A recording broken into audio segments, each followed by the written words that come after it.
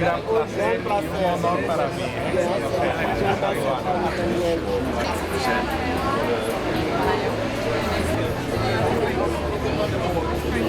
Obrigada pela presença, estamos muito felizes. Ok? Obrigada.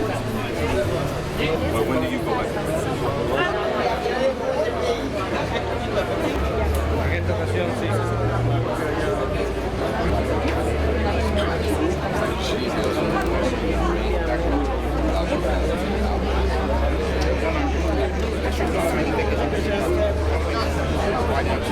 C'est normal. Un gros problème ingénieur, par exemple, moi architecte,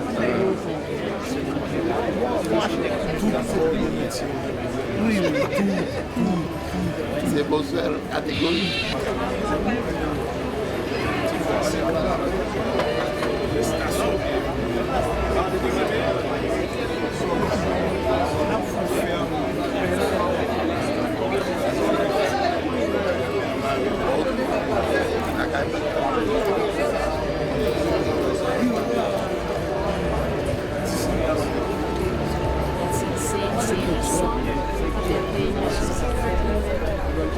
Ah bon?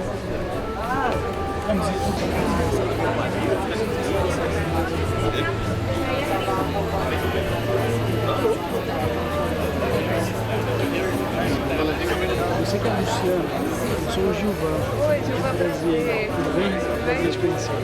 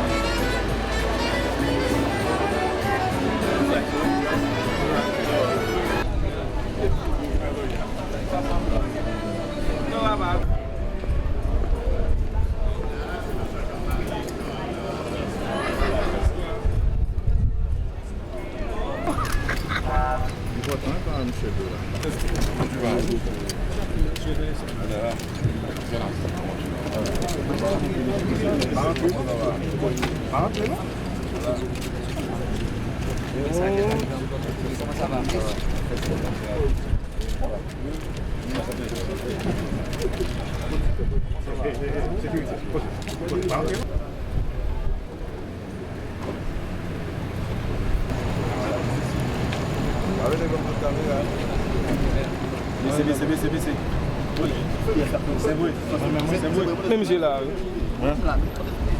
Hein? On est considéré. Allez.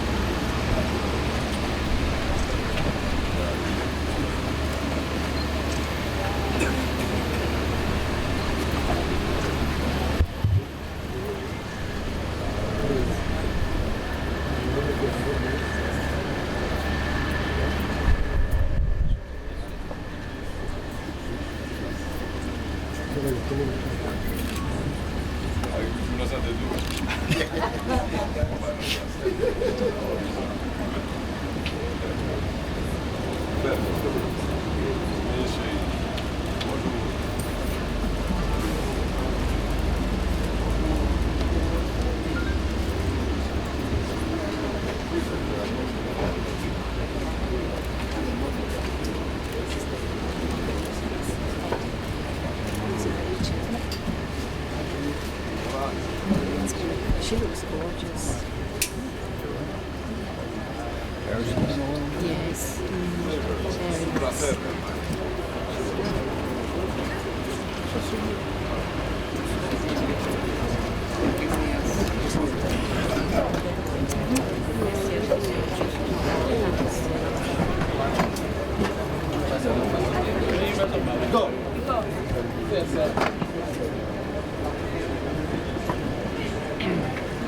Du Brésil et les membres de la délégation brésilienne, Monsieur le ministre de la Santé de Cuba et les membres de la délégation cubaine, Madame le ministre de la Santé d'Haïti, Mesdemoiselles, Messieurs. 7 septembre 2011, un rêve. 5 mai 2014, une réalité. Et nous voici pour inaugurer et célébrer un double événement. L'inauguration de l'hôpital communautaire de Bon Repos et l'Institut haïtien de réhabilitation. Haïti peut se réjouir de disposer d'une structure médicale possédant un plateau technique de haut niveau, structure construite selon les normes internationales de dernière pointe.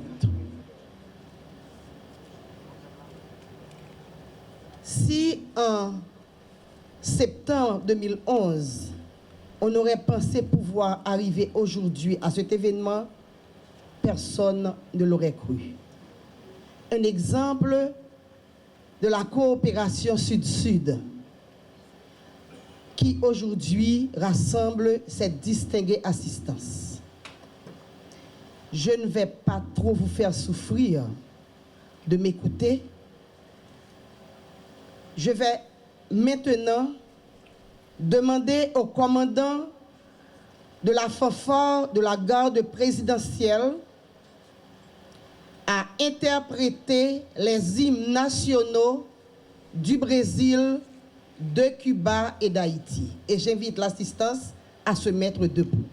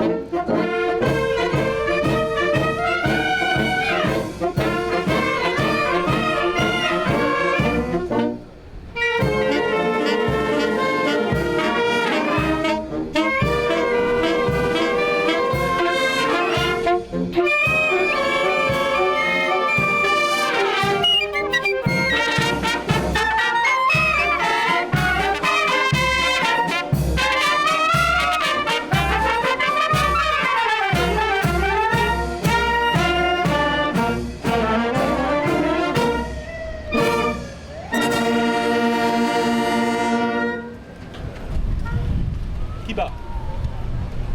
Qui bat? 1, 2.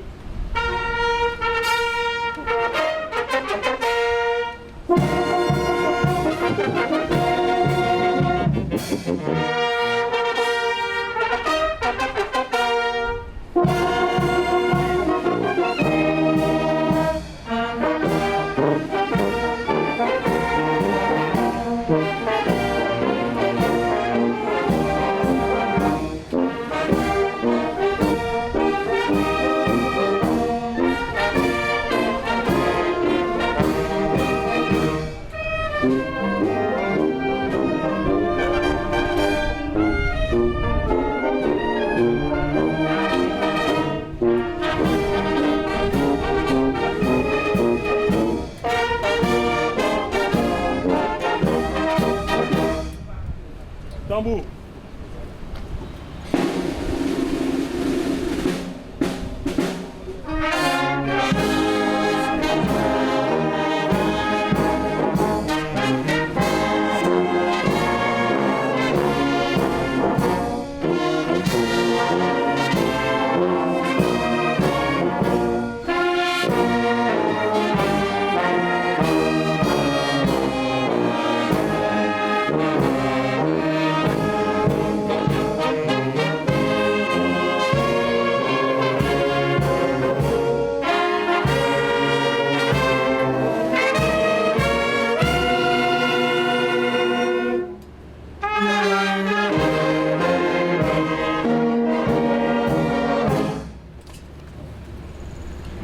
Je vous souhaite une cordiale bienvenue de notre ville, la Croix-des-Bouquets.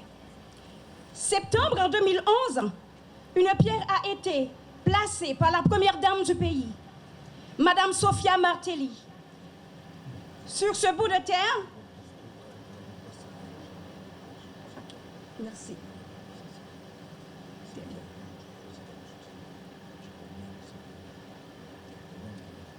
J'ai omis de saluer les membres de la délégation. Je vous prie de m'en excuser. Je vous souhaite une cordiale bienvenue dans la ville de la Croix-des-Bouquets. Septembre 2011, une pierre a été placée par la première dame du pays, Madame Sophia Martelly. Sur ce bout de terre, aujourd'hui, nous inaugurons cet hôpital, l'hôpital de l'Espérance de Bon Repos.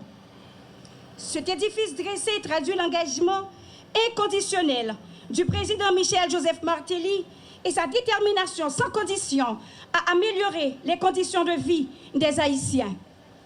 Madame la Première Dame, je joins mon nom au Crucien pour vous remercier de votre promesse.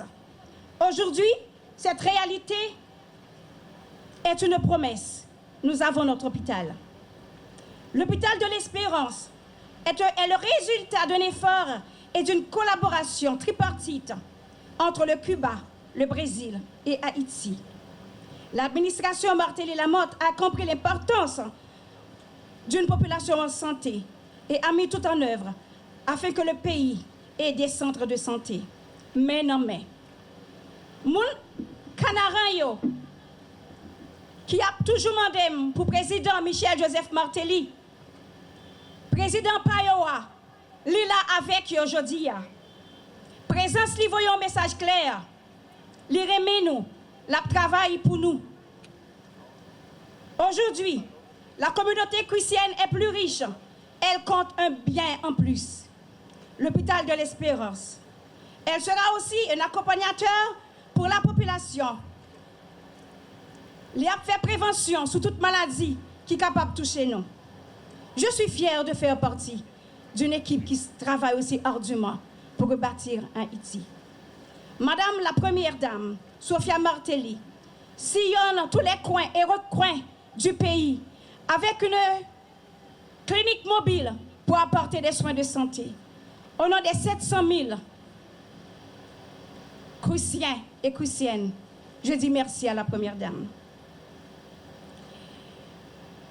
Moun nan Croix-des-Bouquets, ça fait longtemps nous avons été ton président nous, jodi avec nous. Tout le temps, moi dis nous l'a vini, l'a travail pour nous. Jodi a li là avec nous, li remet nous. Nous comptons jodi à l'hôpital ça. Nous devons faire chandelle à Madame Martelly. nous remène, monde que relais dans tout bidonville, maman pays. Merci beaucoup. Merci pour présence de la aujourd'hui.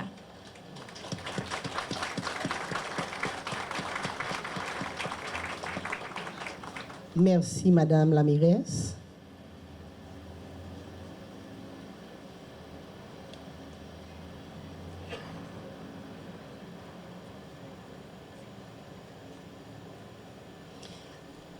Avec l'inauguration de l'Institut haïtien de réhabilitation, c'est la fin à l'exclusion des personnes handicapées.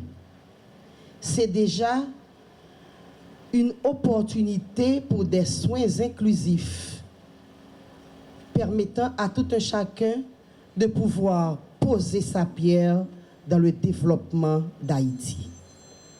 Nous invitons le secrétaire d'État à l'intégration des personnes handicapées, M. Gérard Auriol, à nous faire son allocution.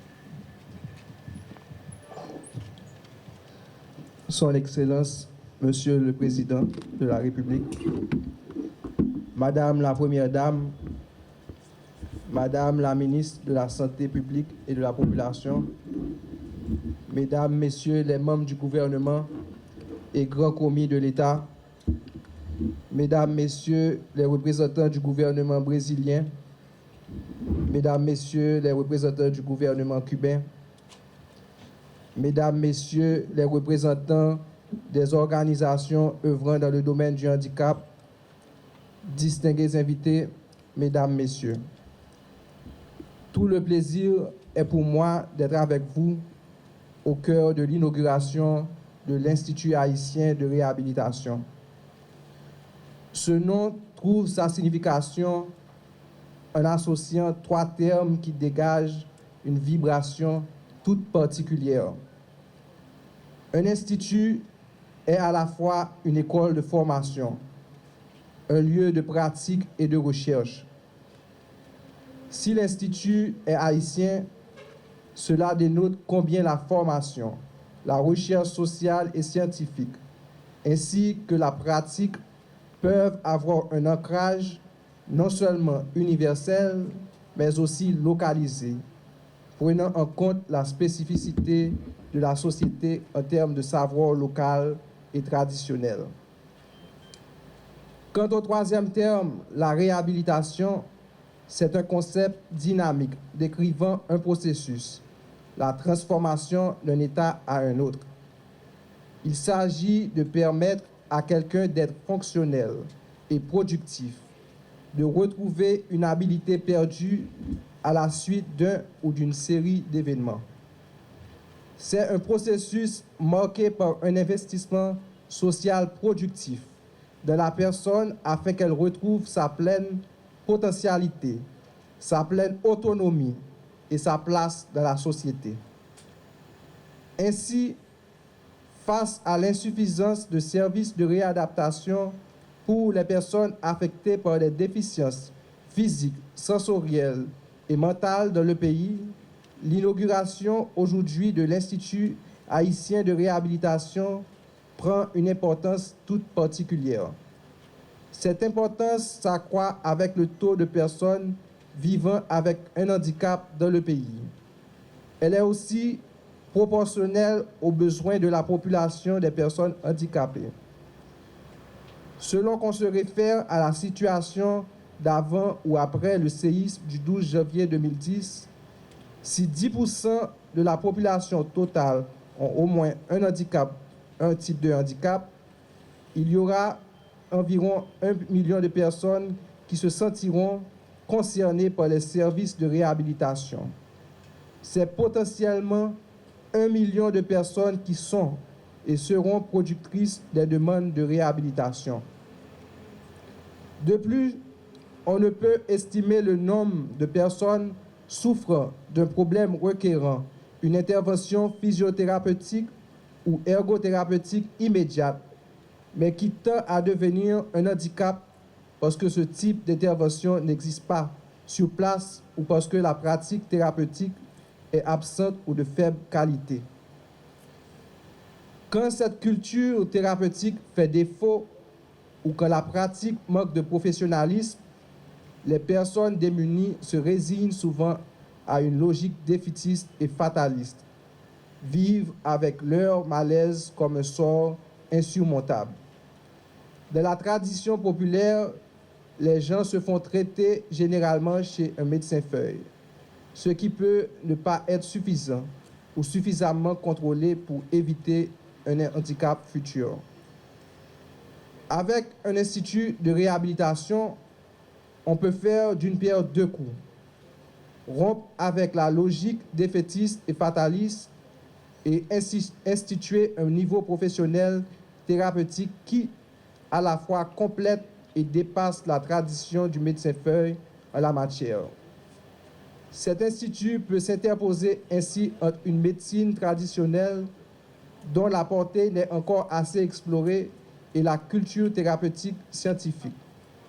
En ce sens, un tel institut prendra toute son importance sociétale en articulant la formation, la recherche sociale et scientifique et la pratique thérapeutique de manière à contrer le défaitisme culturel, à changer les mentalités sociales en rapport avec le handicap et à jeter un pont entre les deux médecines du pays. Ce sera déjà une avancée significative, une contribution fondamentale à la modernisation sociale de la société et une innovation importante pour le pays si ce pas est franchi avec succès. En cela, mon espérance est grande. J'ose espérer que la présence de l'Institut va instaurer une ère nouvelle et projettera une autre façon d'appréhender le handicap. Avec cet institut, les personnes en situation de handicap qui jusque-là souvent végétaient dans l'inaction et la frustration seront bientôt potentiellement capables de prendre en main leur destinée. Grâce aux accompagnements personnalisés d'une équipe pluridisciplinaire, la réhabilitation va transformer ces personnes et éveillera en elles un espoir d'optimiser leur fonctionnement et leur autonomie. En effet, une personne réhabilitée est non seulement capable de travailler à son propre épanouissement socio-économique, mais contribue à enrichir le capital humain d'un pays. À un autre niveau, l'Institut va apporter l'impulsion nécessaire pour assurer la formation des professionnels et techniciens dans le domaine de la réadaptation. Il encouragera du même coup l'innovation en instituant une formation reliée à la recherche dans le domaine du handicap. Fort de cela, je suis ravi de souligner combien la réalisation de ce projet suscite de l'intérêt. Permettez-moi de prêter les mots de Mme Marie-Alette Carlotti, ex-ministre déléguée française aux personnes handicapées et à la lutte contre l'exclusion, qui eut à dire « La politique du handicap ne prend toute sa force que dans la coopération et la transversalité. » La leçon, pour moi, se mesure à la tentation d'ajouter que l'Institut incarne la politique nationale du handicap du gouvernement, alors que cette politique est le fruit de grands mouvements de coopération. Elle est marquée et fondée sur la transversalité. Autrement dit, la réponse au handicap qu'elle privilégie est transversale, multidimensionnelle et intersectorielle. Reconnaissant cela, le gouvernement haïtien, par mon organe, veut chaleureusement remercier les gouvernements brésiliens et cubains. La coopération brésilienne a non seulement financé la construction de l'Institut, mais s'est également engagée à fournir un appui technique et financier qui assure son fonctionnement durant la première phase d'implantation et d'implémentation. De l'autre côté, la coopération cubaine nous a gracieusement offert son appui technique. Des efforts particuliers sont à reconnaître et doivent être aussi soulignés.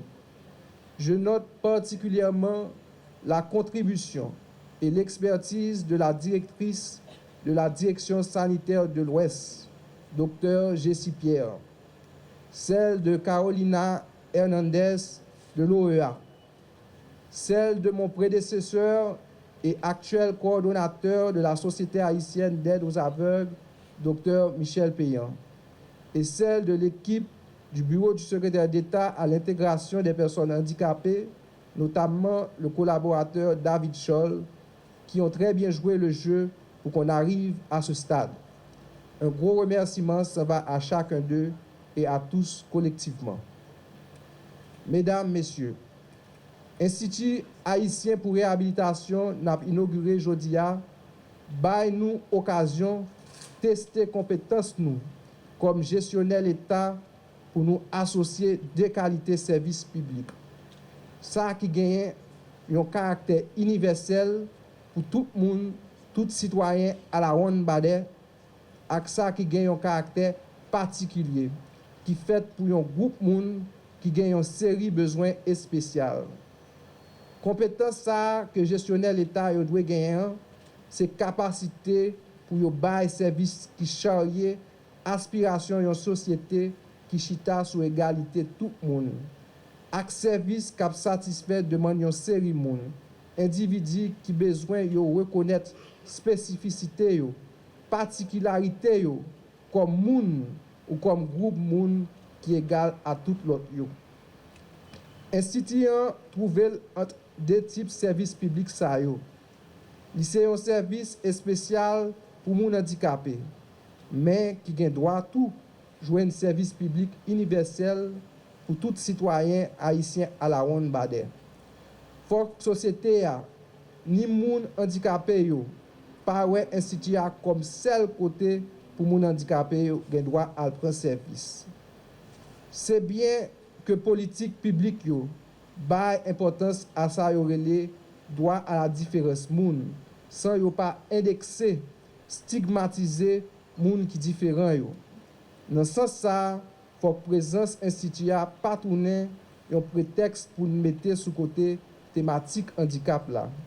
Li doit plutôt un incitatif pour développer politique publique qui pi inclusif, qui universel et uniforme pour tout le monde, handicapé ou pas. Dans ce sens ça, institut a pas seulement pour moun handicapé, il a tout pour faire prévention pour moun pas vin handicapé. C'est une dimension fondamentale question réhabilitation que je voulais souligner avec toute force moi. Mesdames, Messieurs, tant que tout citoyen moun handicapé doit jouir même droit pour participer activement dans la vie pays. Yo gen même besoin que l'autre moun qui pas gen handicap pour yo aller l'hôpital, la banque, l'école, dans place publique pour loisirs ak détente, dans fête culturelle et sociale.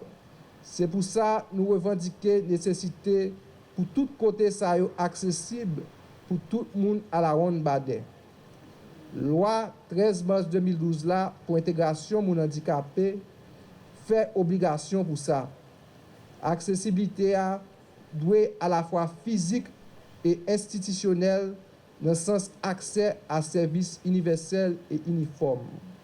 C'est comme ça seulement nous avons réussi Paris, lutte contre l'exclusion sociale, à exclusion qui chita sous toute forme de handicap. Lutte ça fondamental pour changer le pays. Demander pour impliquer tout le monde dans une autre dynamique, participative qui chita sous responsabilité sociale partagée l'une avec l'autre. C'est dans ce sens ça institut a charrié une vibration positive qui supposait connecter à la réalité pays. Une connexion qui marque formation, recherche sociale et scientifique et pratique thérapie.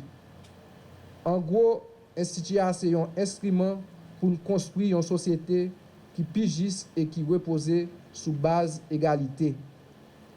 Fondons un institut à la portée du concept Institut haïtien de réhabilitation, qui sera un instrument de construction d'une société plus juste et égalitaire. Par définition, c'est une société physiquement accessible en termes d'ensemble d'infrastructures sociales et socialement accessible dans le sens d'accès universel aux services qui prend en compte les besoins particuliers. Sur ce, je vous souhaite bonne chance à toutes celles et ceux qui vont bénéficier des services de l'Institut et du courage à ceux qui vont les prodiguer. Merci de votre attention.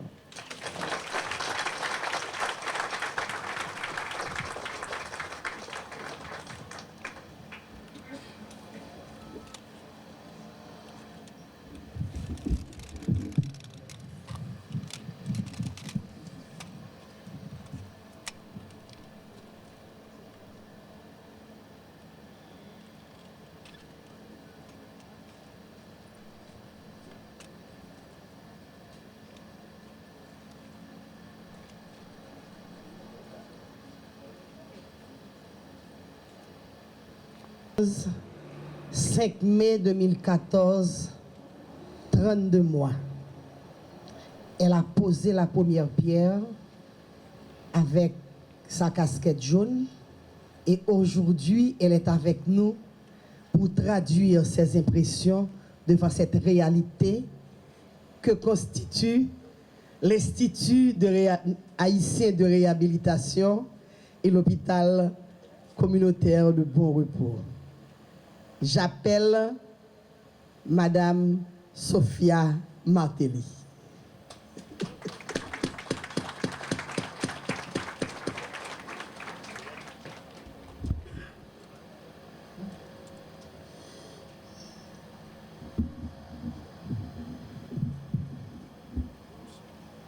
Monsieur le Président de la République,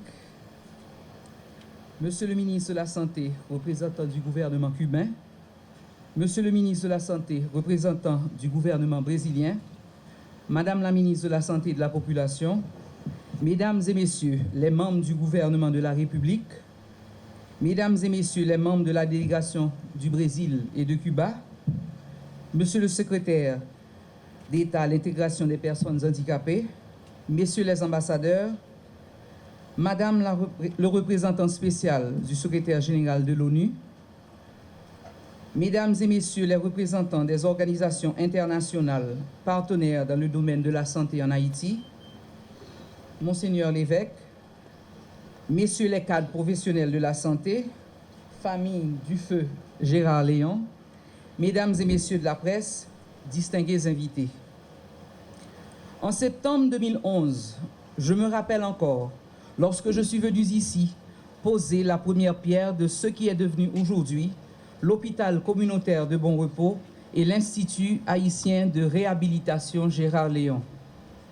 Je suis heureuse de prendre part ce matin à cette double inauguration et j'en profite pour saluer l'excellent travail réalisé par les partenaires nationaux et internationaux associés à ce projet aux côtés des pouvoirs publics. Je vous félicite pour la diligence mise dans l'exécution des travaux. Ce nouvel hôpital vient augmenter le nombre de centres déjà existants dans notre pays, renforçant ainsi la capacité d'accueil de tout le système de santé. Plus il y a de centres comme celui-ci, plus la prise en charge des patients sera rapide et efficace. Voilà pourquoi je salue fortement le dynamisme de la ministre de la Santé, Dr Florence Guillaume, qui met toute son énergie afin de rendre cela possible. Bravo.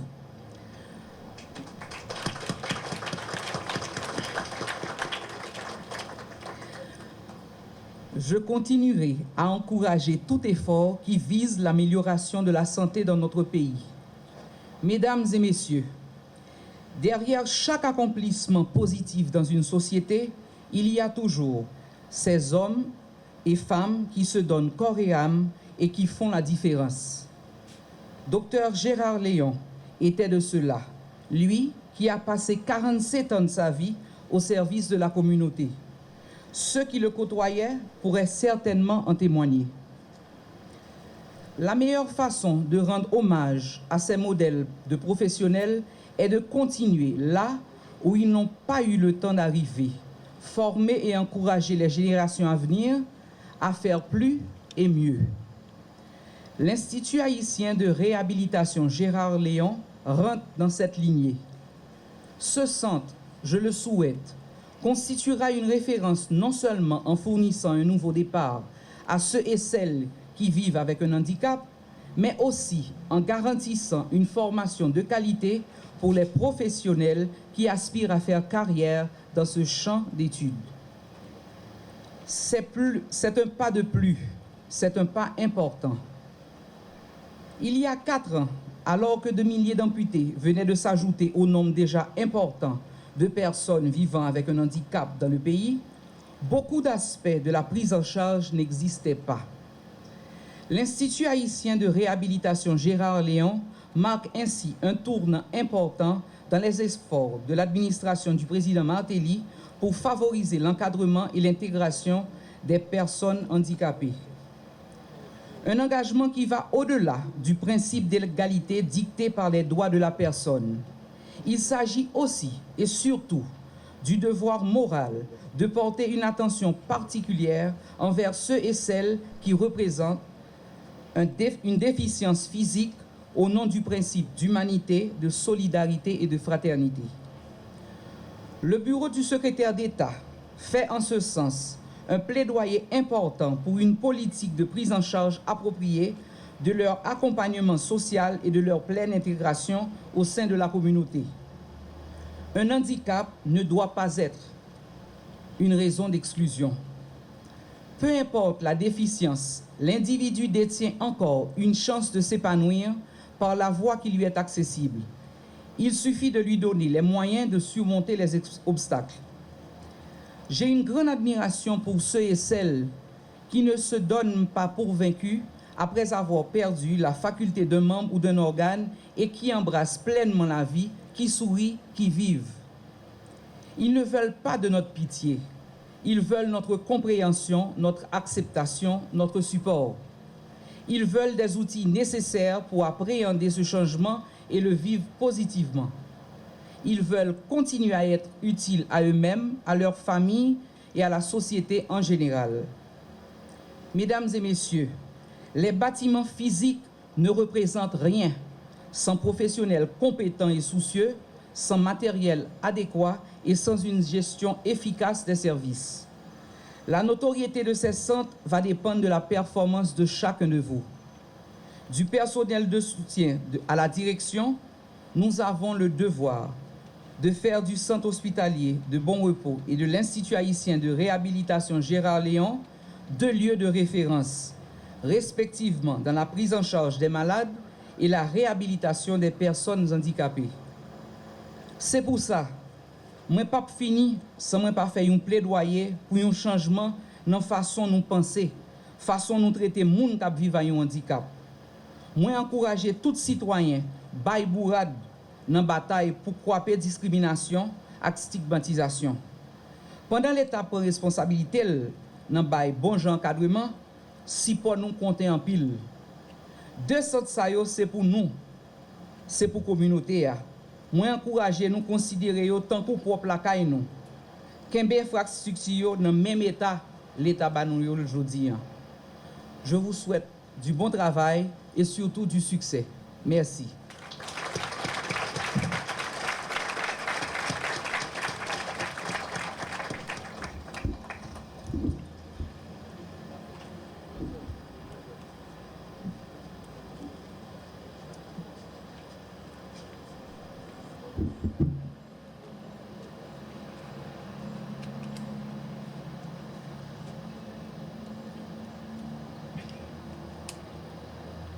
Depuis près de 90 jours, une fièvre contagieuse a touché le ministère de la Santé dans la préparation de ce grand événement.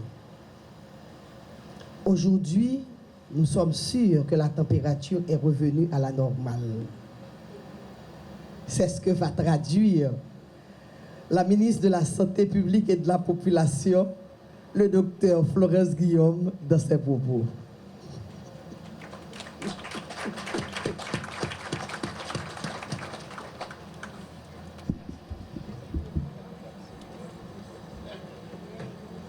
Merci, docteur Mahon. Effectivement, la température semble être revenue à la normale.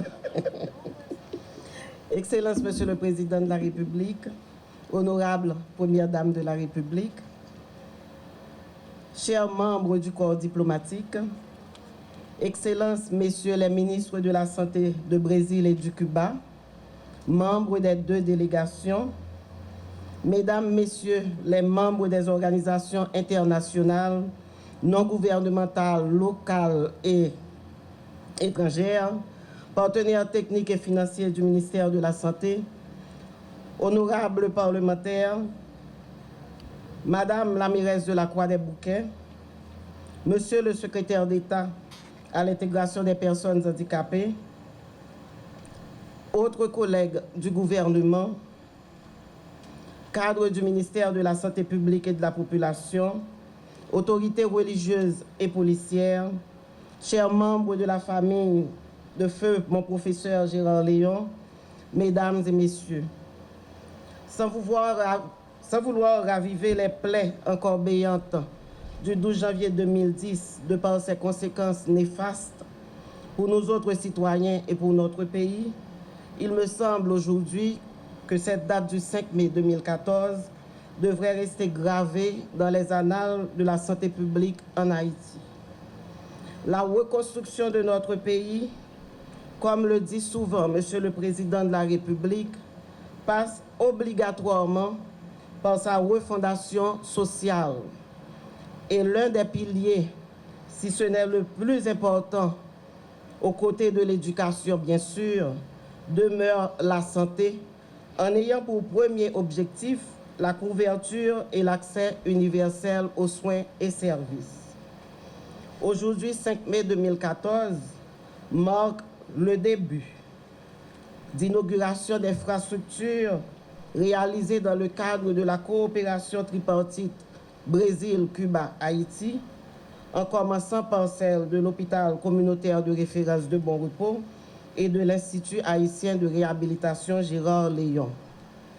Pour marquer cette page d'histoire, je rappellerai que la convention tripartite Brésil, Cuba, Haïti fut signée au Palais national le 27 mars 2010, soit moins de 3 mois après le tremblement de terre du 12 janvier de la même année.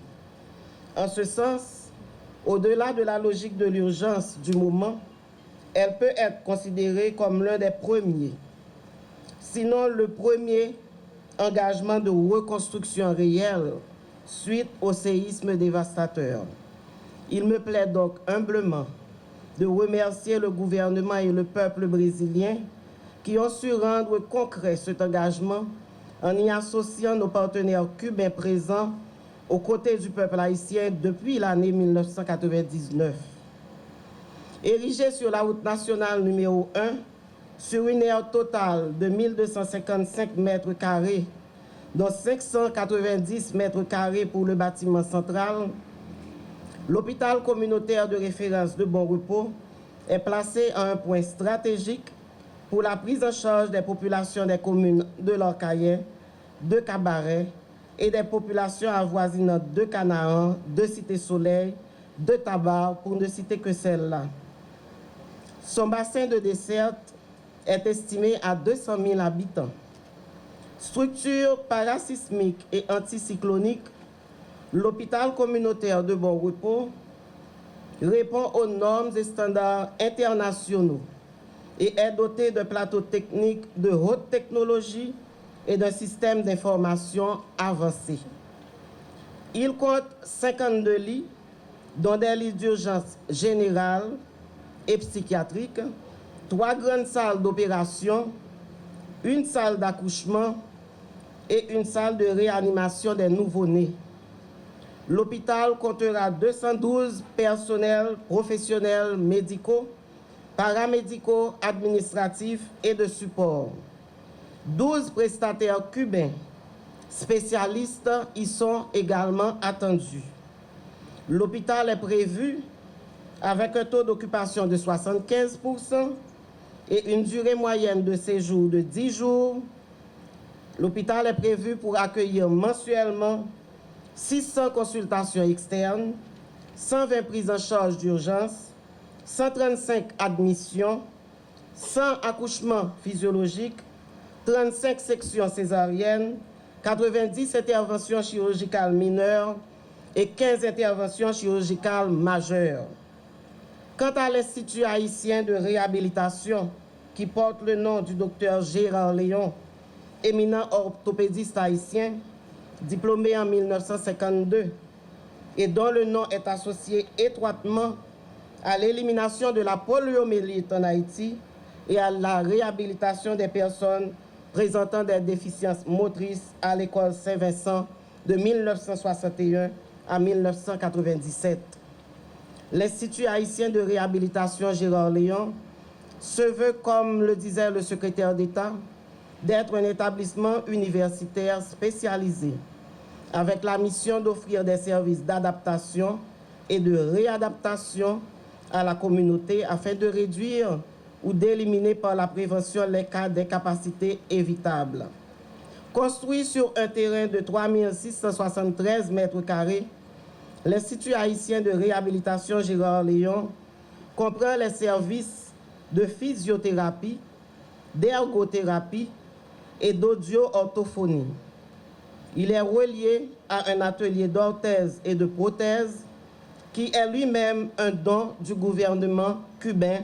Je vous en remercie, messieurs les membres de la délégation de Cuba. C'est la première structure publique du système de santé haïtien qui sera en mesure de prendre en charge les patients victimes de traumatismes sévères, de polytraumatismes, d'accidents cérébrovasculaires, de bronchopneumonie chronique obstructive ou d'insuffisance respiratoire chronique, sans compter la réhabilitation cardiaque post-infarctus ou les séquelles des maladies démyélinisantes et dégénératives du système nerveux central.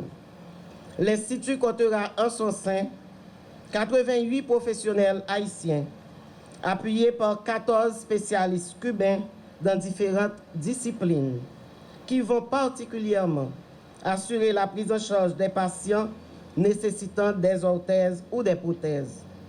Je devrais aussi faire remarquer que la réalisation de l'Institut de réhabilitation Gérard Léon constitue un modèle de coopération interministérielle ayant associé, aux côtés de nos partenaires brésiliens et cubains, les efforts du ministère de la Santé publique et de la Population et ceux également du ministère des Affaires sociales et du Travail à travers le secrétariat d'État et d'intégration des personnes handicapées.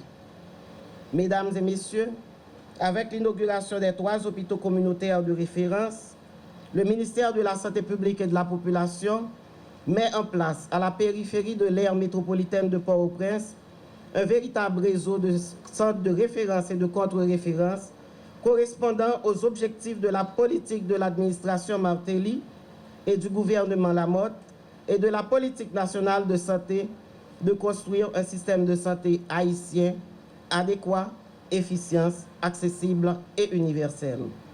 La coopération tripartite est un modèle innovant de coopération sud-sud qui a transformé une assistance d'urgence en renforcement du système de santé haïtien. On aurait pu dire mieux, qui a transformé une catastrophe en une opportunité. C'est aussi l'occasion pour moi, aujourd'hui, de remercier celles et ceux qui n'ont pas ménagé leurs efforts pour faire de ces infrastructures une réalité. Je parlerai de nos amis du Brésil, de Cuba, de l'Organisation du système des Nations Unies, le PNUD, l'OPS, l'UNOPS, mais également des cadres du ministère de la Santé publique et de la Population, particulièrement le Task Force, qui, en plus de 3 mois, ont travaillé vraiment avec acharnement à l'intégration de ces infrastructures dans le système de santé haïtien. Je m'en voudrais de terminer mes propos sans présenter des hommages bien mérités à la Première Dame de la République, Madame Sophia Martelly, qui le 7 septembre 2011 posait la première pierre de ces édifices et qui se retrouve ce matin à nos côtés, témoin encore de son engagement à ce noble combat que constitue le maintien de la vie des hommes, des femmes et des enfants de ce pays. Que Dieu nous bénisse tous et que Dieu bénisse surtout notre cher Haïti. Merci.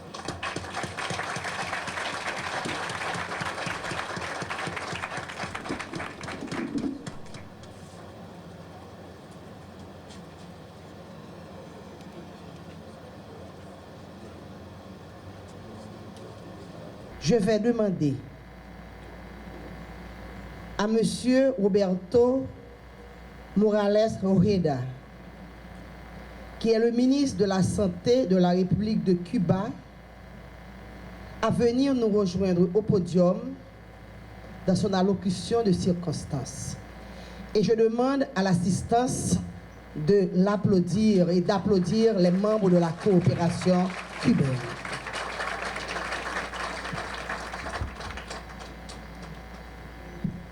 Su Excelencia Michel José Martelly, presidente de la República de Haití.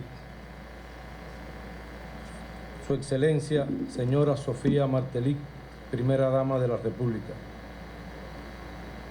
Doctora Florence Duperval Guillén, ministra de la Salud Pública y de la Población de la República de Haití.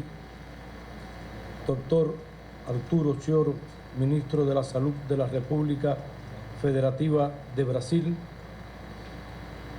Doctora María Guilarte Raimón, directora general del Ministerio de Salud Pública y Población de la República de Haití.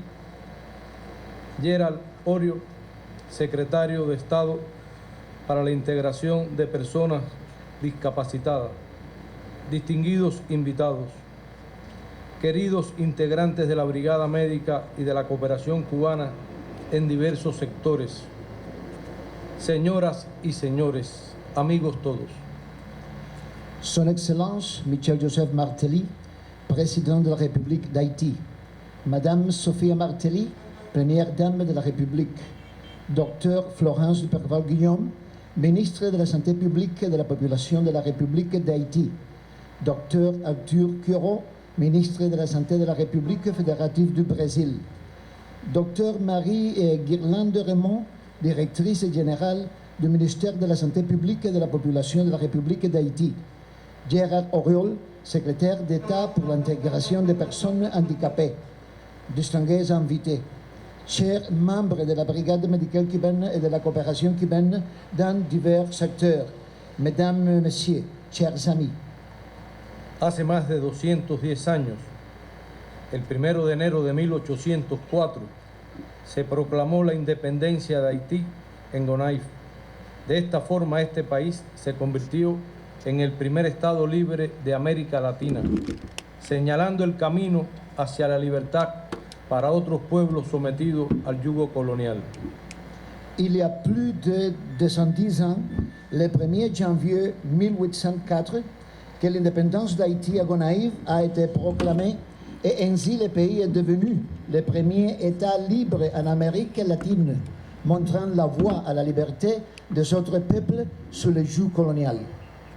Es a partir del triunfo de nuestra revolución, el 1 de enero de 1959, que el pueblo cubano comienza a conocer mejor la historia de Haití, de sus héroes y libertadores, del paso de nuestro héroe nacional José Martí por estas tierras y de su partida hacia Cuba en 1885 para iniciar la guerra de independencia, la guerra necesaria, acontecimientos estos que han contribuido a estrechar los vínculos de hermandad entre nuestros pueblos.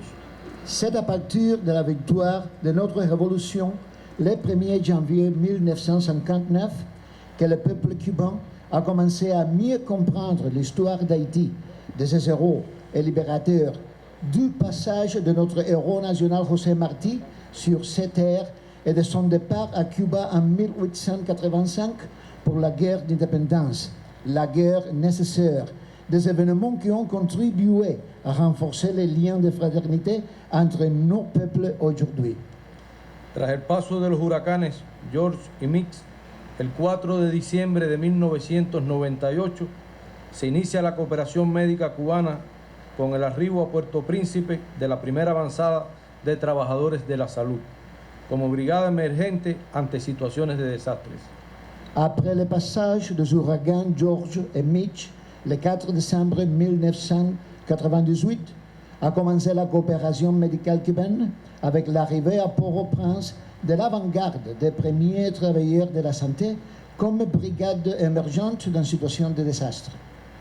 En ese mismo año, a propuesta del líder histórico de la Revolución Cubana, Fidel Castro Ruz, y a solicitud del gobierno de Haití, se establece esta cooperación mediante el Programa Integral de Salud, lo que posibilitó llevar la atención médica a los lugares más remotos de la geografía haitiana, ejemplo de solidaridad, humanismo e internacionalismo.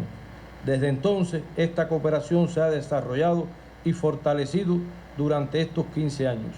Dans la même année, à la proposition du leader historique de la révolution cubaine, Fidel Castro Ruz, et à la demande du gouvernement d'Haïti, cette coopération est établie par moyen du programme intégral de santé, ce qui a permis d'apporter des soins médicaux aux endroits les plus reculés de la géographie haïtienne, exemple de solidarité, d'humanisme et de l'internationalisme. Depuis, cette coopération s'est développée et renforcée au cours de ces dernières 15 années. En este periodo han participado más de 6.000 colaboradores de las diferentes especialidades, los que han atendido a 20.700.000 pacientes, han realizado 367.000 intervenciones quirúrgicas, más de 148.000 partos, 62.800 intervenciones quirúrgicas oftalmológicas en la Operación Milagro, como algunos de los resultados alcanzados en esta labor. Dans cette période, plus de 6 000 collaborateurs de différentes spécialités ont participé et ils ont soigné 20 700 000 patients. Ils ont fait 367 000 interventions chirurgicales, plus de 148 000 accouchements, 62 800 interventions chirurgicales d'ophtalmologie à travers les programmes Opération Miracle, comme quelques-uns des résultats obtenus dans ce travail. Cuba, como parte de esta cooperación, ha graduado 878 médicos haitianos y cursan estudios otros 262 jóvenes, a los que se adiciona la formación de posgrado de más de 400 especialistas. Cuba, dans le cadre de cette coopération, a diplômé pendant toutes ces années 878 médecins haïtiens et 262 autres jeunes étudient médecine à Cuba dans ce moment, en ajoutant la formation post-universitaire de plus de 400 spécialistes. Esta cooperación ha tenido momentos significativos en los que hemos compartido el dolor con el pueblo haitiano, como lo fue en enero del 2010, cuando se produce un devastador terremoto, momento este en que la Brigada Médica Cubana estaba integrada por 350 colaboradores, la mayoría en Puerto Príncipe y sus alrededores, los que enfrentaron junto al personal de la salud haitiana la atención masiva de los damnificados. Cette coopération a eu des moments significatifs dans lesquels on a partagé la douleur avec le peuple haïtien, comme il était en janvier 2010, quand un tremblement de terre dévastateur a détruit le pays, moment dans lequel la brigade médicale cubaine était composée de 350 collaborateurs, principalement dans et autour de Port-au-Prince, qui se sont affrontés avec le personnel de santé haïtien aux soins médicaux massifs des sinistrés. Ante esta emergencia, en solo una semana, el gobierno cubano envió 1.200 colaboradores con 10 hospitales de campaña con tecnología avanzada, los que atendieron 347.000 pacientes, realizaron 8.800 intervenciones quirúrgicas, 1.200 partos y 75.613 recibieron rehabilitación. Además, se desarrollaron labores de prevención, tales como vacunación a 74.000 pacientes, atención a asentamientos de refugiados y labores intensivas de control de vectores. Face à cette situation d'urgence, en seulement une semaine, le gouvernement cubain a envoyé 200 000 collaborateurs avec 10 hôpitaux de technologie de pointe qui ont traité 347 000 patients. Ils ont aussi fait 8 800 interventions chirurgicales, 1 200 accouchements et 75 613 patients ont reçu de la réhabilitation. En outre, on a fait des travaux de prévention, tels comme la vaccination à 74 000 patients, l'attention à des camps de réfugiés et des travaux intensifs du contrôle des vecteurs. Otro ejemplo de lo anterior lo constituyó la labor realizada ante la epidemia de cólera en octubre del 2010, que motivó un nuevo incremento de la Brigada Médica Cubana, alcanzando una cifra superior a los 1.700 colaboradores. Un autre exemple de la collaboration a été le travail effectué en face de l'épidémie de choléra en octobre 2010, qui a conduit à une nouvelle augmentation de la brigade médicale cubaine, atteignant plus de 712 000 collaborateurs. Este trabajo se realizó en estrecha coordinación con el Ministerio de Salud y Población haitiano, para lo que se crearon 67 unidades y centros de tratamiento de cólera, que posibilitaron atender a más de 76.800 enfermos. Además, se constituyeron los grupos de pesquisa activa junto al personal de salud haitiano, los que visitaron a 3.700.000 pobladores, impartieron conferencias sanitarias, realizaron cloración directa del agua y profilaxis medicamentosa en aquellas comunidades donde aparecía un caso confirmado o sospechoso de la enfermedad, lo que contribuyó a salvar miles de vidas humanas. Ce travail a été réalisé en étroite coordination avec le ministère de la Santé publique et de la population d'Haïti, en créant 67 unités et centres de traitement du choléra qui a permis de donner des soins à plus de 76 800 malades. On a également créé les groupes de recherche actifs auprès du personnel de santé haïtien qui ont visité 3 700 000 habitants, ont donné des conférences sanitaires, ont fait de la chloration directe de l'eau et ont réalisé de la prophylaxie sur les médicaments dans les communautés où il y avait un cas confirmé au suspect de maladie, ce qui a permis de sauver des milliers de vies humaines. Es importante destacar en este periodo de contingencia las diferentes formas de cooperación que se expresaron a través del trabajo de la Brigada Médica Cubana, con el propósito de ampliar y reconstruir el sistema de salud haitiano, como lo constituyeron los acuerdos tripartistas, entre los que podemos citar el de Haití, Venezuela y Cuba, Haití, Brasil y Cuba, así como la cooperación bilateral con Australia, Noruega, Namibia, Alemania y Sudáfrica. Il est important à remarquer dans cette période d'urgence les différentes formes de coopération développées par le travail de la Brigade médicale cubaine en vue d'élargir et de reconstruire le système de santé haïtien et la coopération des accords tripartites, y compris Haïti, Cuba, Venezuela et Haïti, Brésil et Cuba, ainsi que la coopération bilatérale avec l'Australie, la Norvège, la Namibie, l'Allemagne et l'Afrique du Sud. Como parte del proyecto tripartito Cuba, Brasil, Haití, se efectuó la formación y graduación de 178 agentes comunitarios de salud polivalentes, de 32 técnicos en mantenimiento y reparación de equipos biomédicos, los que ya están trabajando en servicios de centros de salud públicos con resultados destacados. Dans le cadre du projet tripartite Brésil-Haïti-Cuba, Directeur général CNE qui est responsable développement pays. Développement pays dans mon lieu.